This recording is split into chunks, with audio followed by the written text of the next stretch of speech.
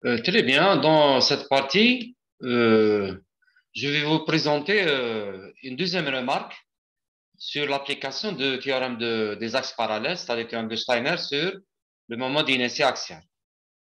Donc, on a remarqué que dans la majorité des cas de calcul du moment d'inertie axiale, on utilise une simple intégration.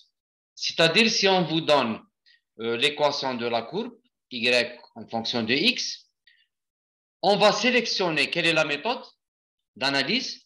On va sélectionner un élément rectangulaire différentiel qui a une longueur finie et une certaine largeur différentielle. Et bien sûr, cet élément, l'intersection de cet élément sur la courbe, c'est un point arbitraire de coordonnées x, y.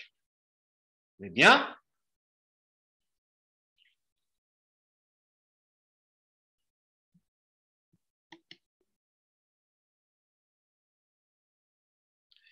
donc nous avons deux façons à calculer le moment d'inertie axiale. Soit on va utiliser un élément différentiel horizontal, d'accord? Ou bien un élément différentiel vertical, d'accord? Et pour ce faire, nous avons deux cas pour appliquer cette méthode.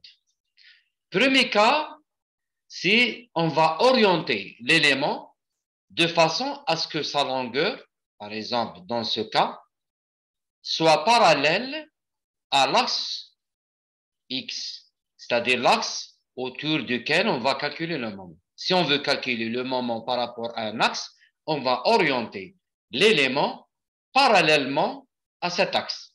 Donc, vous pouvez remarquer ici, par exemple, dans le cas du calcul du moment d'inertie par rapport à l'axe X, vous remarquez que dans cette figure, tous les points de l'élément sont à la même distance Y par rapport à l'axe X. Et de ce fait, le calcul de moment d'inertie X, il est direct. C'est-à-dire, on va intégrer directement par rapport à Y. On remplace ici Y on a Y, on a DA qui est égal à XE d'Y. On remplace par l'équation, on tire X de l'équation de la courbe et on intègre, bien sûr, on va intégrer Y de 0 à la valeur maximale donnée. C'est direct. Même remarque, si on veut calculer maintenant le moment d'inertie par rapport à l'axe Y, on va aussi orienter l'élément différentiel perpendiculaire parallèlement à l'axe considéré, c'est-à-dire l'axe Y.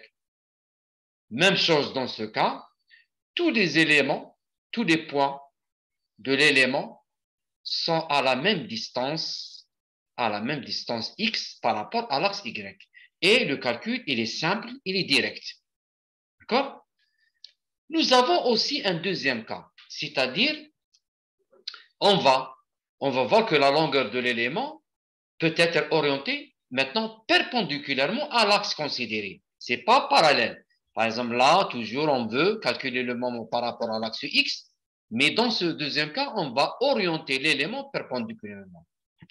Dans ce cas, remarquez bien que les différents points de cet élément, les différents points ne sont pas à la même distance de bras de levier, c'est-à-dire le moment arme distance par rapport à l'axe X. Ce n'est pas la même distance.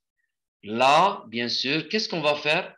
Il est nécessaire maintenant de calculer le moment d'inertie de votre élément par rapport à un axe passant par son centre de gravité, c'est-à-dire cet axe qui est là, et par la suite appliquer le théorème des axes parallèles, c'est-à-dire le théorème de Steiner, pour obtenir le moment d'inertie axiale par rapport à l'axe X. Très bien. On va voir un exemple d'application. Donc, on veut calculer le moment d'inertie par rapport à l'axe X de toute cette surface en bleu en utilisant les deux méthodes, c'est-à-dire un élément différentiel horizontal et un élément différentiel vertical. Et on va commencer par l'élément différentiel horizontal. Là, vous avez toutes les données sur la figure. Vous avez l'équation de la courbe. Vous avez les dimensions suivantes x et suivant y, d'accord? Lorsqu'on va choisir maintenant l'élément différentiel horizontal, c'est cet élément qui est là. Remarquez bien que c'est un élément de largeur dy et de longueur cette distance, donc c'est 100 mm moins x. N'oubliez pas que le point x, c'est l'intersection de votre élément avec la courbe. Donc, la longueur de cet élément, c'est 100 moins x, voilà, et fois dy. C'est ça notre élément dA. C'est 100 moins x fois dy. Voilà.